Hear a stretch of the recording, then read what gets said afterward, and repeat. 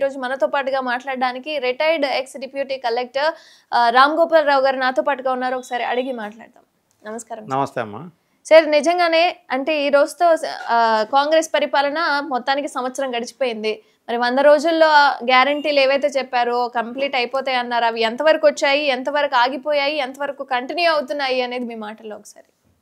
ముందుగా లక్ష్మి గారు, ఇప్పుడు సంవత్సరం అయిపోయింది. కాలము time and tide wait for none అన్నది ఒక ఇంగ్లీష్లో సామెత ఉంటుంది.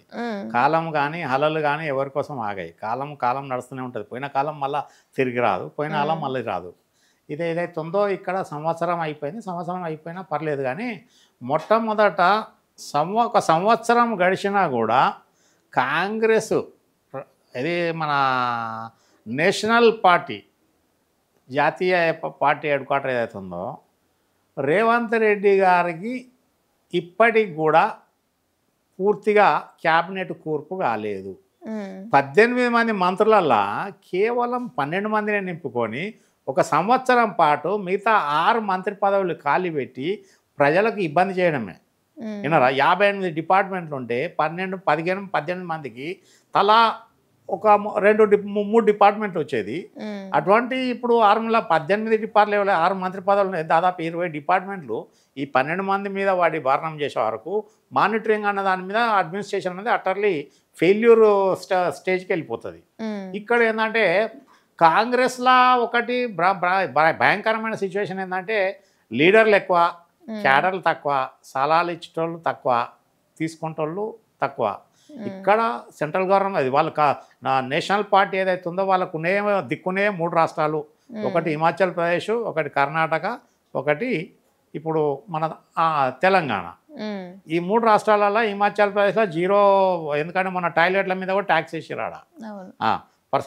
అటువంటి కర్ణాటక ఏంటంటే ఇంకా బ్లెస్సింగ్ ఇన్ డిస్గైజ్. తెలంగాణలో కాంగ్రెస్ రావడం వాళ్ళ మీద ఈ పార్టీ యొక్క ఫండ్ కోసం ఆర్థిక భారం తగ్గింది కాంగ్రెస్. ఏది ఒకటే కావడి మోసేవాళ్ళు ఇప్పుడు 2 మోసే కాడికి వచ్చింది. కాబట్టి ఇక్కడ రేవంత్ రెడ్డికి ఫ్రీడమ్ ఇవ్వకపోవడం తప్పు. రేవంత్ రెడ్డి కూడా భుజస్కంధాల మీద తీసుకొని వచ్చింది కాబట్టి ఈయన ఎన్నడో నెల 2 నెలలు మ్యాక్సిమం అంటే 3 నెలల్లో ఇక 6 మంత్రి పదవులు నింపాలి కదా. అది ఫెయిల్యూరు. 6 మంత్రి పదవుల ఆస్పిరెంట్స్ ఉంటారు. ఎంతమంది ఎక్స్పెక్ట్ చేస్తున్నారు? వాళ్ళందరిని పిలిచి చెప్తున్నా కదా. ఒక అందరిని వేసి లాటరీ మొత్తం పేర్లన్నీ వేసి లాటరీ సిస్టంలో పికప్ చేయి. వీళ్ళు గెలిచిన వాళ్ళు ఏదో వచ్చే వాళ్ళు అంత మీద పిక్ అండ్ చూస్లో అంత క్వాలిఫికేషన్ సెలెక్షన్ ప్రాసెస్ అంతా ప్లస్. అది ఈవెన్ ఎమ్మెల్యే హ్యాండ్ రైజ్ చేయండి ఎవరు, అది ఒకటి. అది ఏదైతే ఉందో తర్వాత లాటరీ సిస్టంలో తీయాలి. 2.5 ఏళ్ళ అవకాశం ఇవి. దాంట్లో ఆస్పిరెంట్స్ ఎక్కువ ఉంటారు కదా, 2.5 ఏళ్ళు ఇవ్వాలి. 2.5 ఏళ్ళు కాకపోతే ఇప్పుడు 4 ఏళ్ళు అయింది. ఇంకా అన్నది ఈరోజు కూడా 2 ఏళ్ళు పెట్టు. ఎవరు మంచి ప్రోగ్రెస్ రిపోర్ట్ బాగుంటుంది వాళ్ళకు ఉంచు, బాగాలేని తీసి ఇంకా మంచోనికి ఎవరికైనా అవకాశం ఇవ్వాలి కదా. అది ఏది లేకుండా ఇది కాదు మన దాన్ని ఏమంటారు, ఎక్కువసేపు నానబెడితే ఎందుకు పనికి రాకుండా అది వంటక తిన కాపీ లేకుండా పోయినట్టు 6 సంవత్సరం పాటు 6 శాఖలు అయితే 6 మంత్రి పదవులు అయితే అట్లనే మురిగిపోయిన పరిస్థితి ఉన్నది. ఇకపోతే 6 గ్యారంటీలు అన్న దాని మీద హామీలు ఇవ్వడం మస్తు ఇస్తారు. హామీలు బ్రహ్మాండంగా ఇస్తారు. ఇవ్వడం లేమో చెప్పడం వేరు, చేయడం వేరు. ఇక్కడ ఆర్థిక పరిస్థితి వాళ్ళు ఏమనుకున్నారు, 7.5 లక్షల కోట్లు, దాదాపు 8 లక్షల కోట్లు అప్పులు ఉన్నాయి. రోజుకు 204 కోట్లు అవతల అప్పు చేసి పెట్టిపోయిండు. ఆ వడ్డీలు గిడ్డీలు అసలు కట్టే వరకు ఇలా నడ్డిరుతుంది. అందుకోసం అది గ్యారంటీలు ఇవ్వడం అన్న దాని మీద పబ్లిక్ ఎక్స్పెక్టేషన్ అన్న దాంట్లో కూడా కాంగ్రెస్కు తిరిగి సమాధానం చెప్పొస్తలేదు. వీళ్ళకి వచ్చిన 100 ఓట్లల్లో కాంగ్రెస్కి 39 ఓట్లు వచ్చినాయి, 37 ఓట్లు బీఆర్ఎస్కి వచ్చినాయి. ఆ బీఆర్ఎస్కి వచ్చిన ఓట్లని బెనిఫిషరీసే. వాళ్ళు ఎవరు కూడా నేను గ్యారంటీలు రేవంత్ రెడ్డి ఇస్తాడు వాళ్ళకి వేస్తామన్నది ఎవరికి వేయలే. 1 సైడ్లో వాళ్ళకి వెళ్ళిపోయినాయి. మధ్యతరగతితోనే ఇప్పుడు ఏదైతే ఉందో కాంగ్రెస్కి బతికి బట్టగట్టి బయటపడ్డది మధ్యతరగతి, మైనార్టీస్, క్రిస్టియన్స్ అండ్ ముస్లిమ్స్ వాళ్ళు వేస్తేనే కాంగ్రెస్ వచ్చింది. కాబట్టి 6 గ్యారంటీలు ఇచ్చిర్రా సచ్చిర్రా తీసుకున్నారా లేదని పక్కబెట్టరు. ఇచ్చే కాడికి ఇద్దామంటే ఇప్పుడు రైతు బంధు మీద, రైతు భరోసా మీద, రుణమాఫీ మీద ఒకటి వాళ్ళకు plan of action, correct guidance ఇచ్చేటోళ్ళు, వాళ్ళ సూచనలు పాటించేటోళ్ళు, మానిటరింగ్ చేసేటోళ్ళు ఎవ్వరు కూడా లేరు. ఒక్కొక్క దానికి ఒక అడ్వైజర్ని పెట్టుకొని అడ్వైజర్ కంట్రోల్లో గవర్నమెంట్ ఏదైతే ఉందో అడ్వైజర్ని అపాయింట్ చేసుకొని అడ్వైజర్ సిస్టంలో మానిటరింగ్ చేయాలి. మినిస్టర్లు అంటే అటు కాన్స్టిట్యున్సీ చూసుకోవాలి, రాష్ట్రం చూసుకోవాలి, క్యాబినెట్ చూసుకోవాలి. అసలు ఇవన్నీ ఇట్లా పక్క పెట్టేసి అడ్వైజర్ సిస్టంలో పెట్టేసి మానిటరింగ్ చేస్తే ఖచ్చితంగా వాళ్ళ బెనిఫిట్స్ అందేటి. 6 గ్యారంటీలలో అంటే అంత ఈజీ కాదు. ఈ చెప్పడం వేరు, చేయడం వేరు. 6 గ్యారంటీలతో ఉన్న డబ్బంతా వన్ సైడ్లో పంపాలంటే ఎక్కడికి అవుతుంది, రాదు. అందుకోసం వీళ్ళు అది పని కంటే మొదలు వీళ్ళు డబ్బు ప్రమేయం లేనిది కూడా వీళ్ళు పూర్తి కంప్లీట్ చేయలేదు. ఎట్లా అంటారా, ధరణి రాగానే మేము నెల లోపలనే దాన్ని చేంజ్ చేస్తాము, ఏది చేస్తాము, ఆరుస్తాము, తీరుస్తాము, మొత్తం మా దగ్గర జాదు చెడి ఉన్నది, మంత్రదండం ఉన్నది, సకా చేస్తాము అని అన్నారు కదా. సంవత్సరం అయిపోయింది, ధరణి మీద ఈడికి కూడా వాళ్ళు ఏం తీసుకున్నది లేదు. రైతు బంధులో వాళ్ళు 100 ఎకరాలకు 100 ఎకరాలు ఉన్న వాళ్ళు కూడా రైతు బంధు ఇచ్చారు, రాళ్ళు రప్పలకు ఇచ్చారు, తర్వాత పొలాలకు ఇచ్చారు, అది ప్లాటెడ్ ఏరియాకి ఇచ్చారు బీఆర్ఎస్. అవన్నీ అటువంటి ఫిల్టర్ చేయాలి. ఇక్కడ ఏదైతే ఉందో అందరికి ఇస్తామని చెప్పాలి. వీళ్ళు ఫస్ట్ ఎక్స్పోజ్ చేయాలి below poverty line, above poverty line. Above poverty line ఎవరు, మార్గదర్శకాలు ఏంది, ఆదాయం ఏంది, బిలో పావర్టీ లైన్ ఎవరు, వాళ్ళు ఏందన్న దాని మీద ఫిల్టర్ చేసుకురావాలి. కారు ఉన్నోడు రేషన్ కార్డు తెల్ల బియ్యం తీసుకుంటాడు, వాళ్ళ దగ్గర డబ్బులు తెచ్చుకుంటాడు, ఏసీ, ఫ్రిడ్జ్, టీవీ, ఇంట్లో ఉద్యోగస్తులు అన్ని వాళ్ళు కూడా పబ్లిక్ సొమ్ము దండుకొని తినడానికి ఉన్నారు. ఇవాళ తెలంగాణలో ఇప్పటికి కూడా సోమరిపోతులను తయారు చేస్తున్నారు ప్రభుత్వం. ఉచితాలు, గ్యారంటీలు ఇవన్నీ ఏమన్నా, ఉచితాలు గ్యారంటీలు లేకపోతే బతకరా? ఎంతమంది 100 మందిలా నీ ఉచితాలు గ్యారంటీలు పొందేటోళ్ళు 25% ఉంటారు, అంతకెక్కువ 30% ఉంటారు. మిగతా 70% జనాలు ఏమన్నది వాళ్ళు పన్నులు కడతారు. తాగేటోడు కూడా తాళ్ళ పన్ను కట్టేటోడు కూడా, అది తప్పు కదా. అందుకోసం కాంగ్రెస్ గవర్నమెంట్ ఇప్పటికి చేద్దామంటే కూడా ఏంటంటే రేవంత్ రెడ్డికి రిమోట్ ఆపరేషన్ ఢిల్లీ, ఆ ఫ్రీడమ్ ఇస్తలేరు. ఈయన స్వతహా నిర్ణయం తీసుకుంటా అంటే ఇక్కడ ఉన్న వాళ్ళు కూడా, ఎందుకంటే ఆయన న్యూ ఎంట్రీ కాబట్టి కాంగ్రెస్లకు వీళ్ళు ఫ్రీడమ్ ప్రతి ఒక్కరు కూడా ఇండ్ల ఒక ఎంటకాయ ఒక క్రాబ్ మీదకి ఎక్కితే ఇంకో క్రాబ్ కింద గుంజినట్టు ఇక్కడ ఉన్న సమాచారం అక్కడ చేయడము, లేని పని చెప్పడము, ఇదంతా కాంగ్రెస్ ఒక భయంకరమైన పార్టీ, ఎక్సెస్ ఫ్రీడమ్ ఉన్న పార్టీ. వాళ్ళు ఎవరికెవరు ఉండరు. అదే బీజేపీలో అట్లా ఉంటుంది. బీజేపీలో లీడర్లు తక్కువ, క్యాడర్ ఎక్కువ. అందుకోసం లిమిటెడ్ లీడర్స్ వాళ్ళే ఉన్నారు, వాళ్ళే ఉంటారు, ఇంకోనే ఎదగనియరు. ఇక విధి లేక పట్టుకొని వాళ్ళు ఉన్నోళ్ళు ఏదైతుందో వాళ్ళు చెప్పినట్టే ఏదో ఒకటి పాడగానని చెప్పేసి ఉంటారు. అట్లా అందుకోసము కాంగ్రెస్ చేసింది. కాంగ్రెస్ కూడా ఇప్పుడు అప్పులు చేస్తున్నది, 50-54 వేల కోట్ల అప్పు.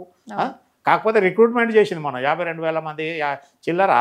మొన్న అందరికీ అపాయింట్మెంట్ ఆర్డర్స్ ఇవ్వడం ఇచ్చింది. నిన్న సుప్రీంకోర్టులో కూడా గ్రూప్ 1 కూడా తిప్పికొట్టింది. దాని ప్రకారం కూడా పోవచ్చు. చేస్తున్నంత మాత్రాన ఇక్కడ కావడి ఏదైతుందో మొయ్యడము, బండి లాగడంలా రేవంత్ రెడ్డితో పాటు మిగతా మంత్రులు కూడా సమాన బాధ్యతలు వహించి వాళ్ళు నిర్ద్వందంగా ఏదైతే ఉందో బాధ్యతాయుతంగా వాళ్ళ శాఖల మీద పనిచేయడము, పర్యవేక్షించడం అన్నది చెయ్యాలి. అంతేగాని అది కాకుండా ఎంతసేపు ఏమన్నది ఎవరికి వారు ఏమన్నా తీరే ఒకళ్ళు ఇటు ఒకళ్ళు ఉన్న 12 మంది 12 రకాల పోతే పని కాదు కదా. ఇక్కడ పోయిన గవర్నమెంట్లో కూడా అంతే, ఎవరిదేం నడిచింది, మంత్రులు ఏం నడవలే కదా. వాళ్ళ కుటుంబం నలుగురు, వాళ్ళు 4-5 తప్ప మిగతా వాళ్ళకి ఎవరికి ఫ్రీడమ్ లేకుండే. ఈడ ఏమున్నది, ఈడ కూడా వీళ్ళు ఫ్రీడమ్ ఉన్నా కూడా వీళ్ళు చేయలేకపోతున్నారు. వీళ్ళు ఇప్పుడు నిన్న సంధ్యా థియేటర్ ఘటన ఎందుకు కారణం ఎవరు, హోమ్ మినిస్టర్ లేడు, ఎడ్యుకేషన్ మినిస్టర్ లేడు, హెల్త్ మినిస్టర్ లేడు. ఎవరికి పెట్టినంత కాదు కదా. ఈ ప్రత్యేక పెద్ద డిపార్ట్మెంట్లు home minister, health minister, education minister, labour minister, ఇటువంటి వాళ్ళు ఉన్న 6 మంత్రి పదవులు ఖాళీ పెట్టి ఇంకేమి అడ్మినిస్ట్రేషన్ ఉంటుంది.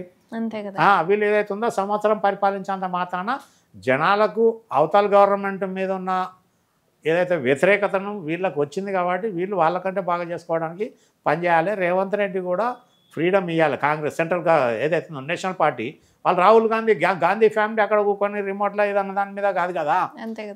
ప్రతిదీ రిమోట్ ఆపరేషన్ వేరు. నీకు ఏం కావాలన్నది అడుక్కొని తీసుకోవాలి తప్ప ఇక్కడ ఏం జరగకుండా ప్రతి ఒక్కటి ఎవ్రీథింగ్ మొత్తం నేనే చూస్తా, నేనే వాటని చేస్తా, నేను పెట్టిందే తినాలి, నేను చెప్పిన నేనే పాటించాలన్నది కాదు కదా. కాంగ్రెస్ కూడా కాంగ్రెస్ అందుకోసం ఇకనైనా ఇప్పటికైనా తేరుకొని నిద్రలకి వెళ్ళి తేరుకొని ఈ గవర్నమెంట్ రేవంత్ రెడ్డి ఏదైతే ఉందో ప్రభుత్వం మిగతా 6 పోస్టులు నింపాలి. ప్రతి డిపార్ట్మెంట్కు ఒక అడ్వైజర్ని పెట్టాలి. ఎందుకంటే మంత్రులు తక్కువ ఉన్నారు, శాఖలు ఎక్కువ ఉన్నాయి. విన్నారా, అప్పుడు ఎంత 45 మంత్రులు ఉండేది అఖండ ఆంధ్రప్రదేశ్లో. 45 మందికి 58 శాఖలు అంటే ఒకరికి 2 అంతే కదా. ఒక్కొక్కరికి ఒక్కొక్క పోర్ట్ఫోలియో వస్తుండే. ఇక్కడ ఉన్నాయని 18 మంత్రి పదవులు, 58 డిపార్ట్మెంట్. ఇక్కడ ఏంటంటే రీఆర్గనైజేషన్ పోయిన గవర్నమెంట్ పట్టించుకోవాలి, ఈ గవర్నమెంట్ పట్టించుకోవాలి.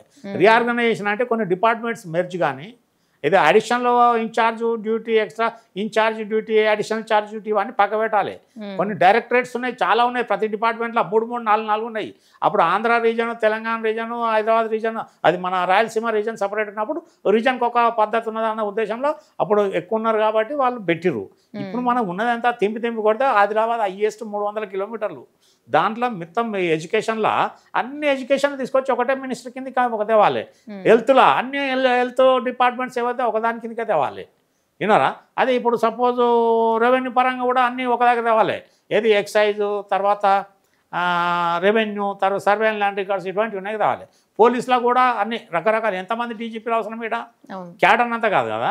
ఇప్పుడు 33 జిల్లాలు చేసి ఏం ఎరగబెడుతున్నారు? అది ఏం ప్రజలకు న్యాయమేం అది జరుగుతలేదు కదా. కాకపోతే లీడర్లకు అందుబాటులో ఉండదు అన్నట్టు.